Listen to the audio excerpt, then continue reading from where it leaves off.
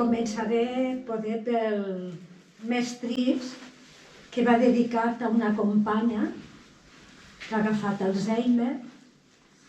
Va ser una escriptora que va publicar 27 novel·les, la Francesca Lier, que de per aquí ja sabem qui és, molt amiga meva, i que les últimes vegades, ja que va anar per les biblioteques i això, havíem d'anar a acompanyar-la perquè no recordava el que havia escrit. Hi havia moments que mesclava els personatges d'una novel·la a una altra i vam estar a 12 biblioteques fent la despedida d'ella i a mi em va tocar molt.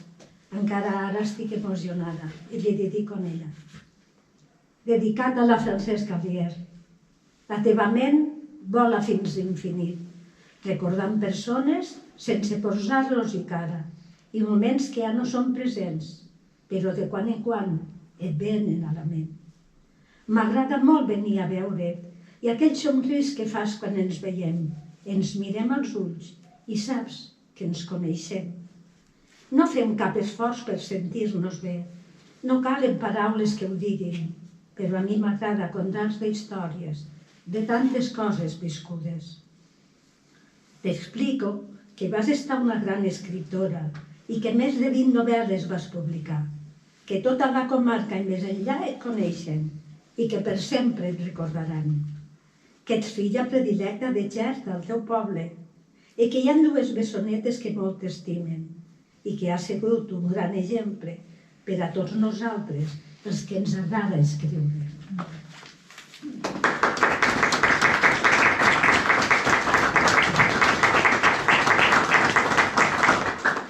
Este serà més alegre. Lo titulo La poesia.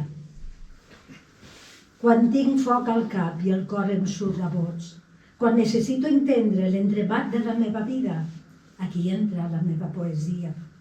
Quan un nen em mira amb la seva mirada tendra, quan em mira, em somriu i em dóna la mà, allí naix la poesia.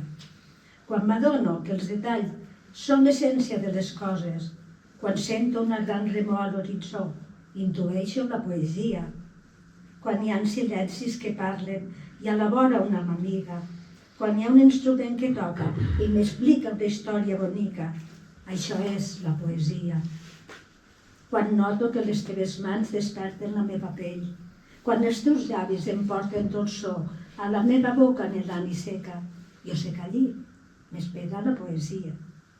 Quan em vaig adonar que en l'estimació no hi ha fronteres, quan vaig saber que l'esclau mentre balla és lliure, llavors em vaig dedicar a ballar, a escoltar, a sentir i a estimar. I tot això serà per mi i per sempre més la poesia.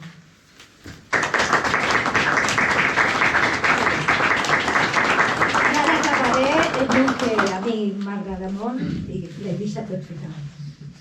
El poeta i la sirena. És la cançó de la sirena que tempta de qualsevol riu al seu poeta, al seu amor impossible, a on ell cull versos que són d'ella. Sol de sang al seu rostre, una dona vella tocant al piano un sospir, sospir a l'infinit. I quan ell menys ho espera, ella li diu: tinc d'anar-me'n, és hora de marxar. El seu estimat li contesta: què puc fer per retindre't, per tenir-te sempre, per saber que no marxaràs? Ella li contesta: fer-me d'aquest riu que tu estimes tant, però tu saps que els dos ens estan esperant. Si em llança el cor, jo marxaré, però el meu cor entre les aigües es quedarà. Ell l'acaricià suaument mentre fonia amb ella. Ella li digué: empeny el meu cos al riu, i ell així ho va fer. Uns segons després, de les profunditats va brollar un camp de roselles i al mig una sirena saludant. Li deia: t'estimo i sempre t'estimaré. Varen sorgir els colors del vi i de la sang, ebrietat i passió, que sempre els acompanyaran. Des d'aleshores, en qualsevol riu, ell hi veu la seva sirena estimada. Li diu que l'estima amb passió i fins a l'últim moment i que mai la oblidarà.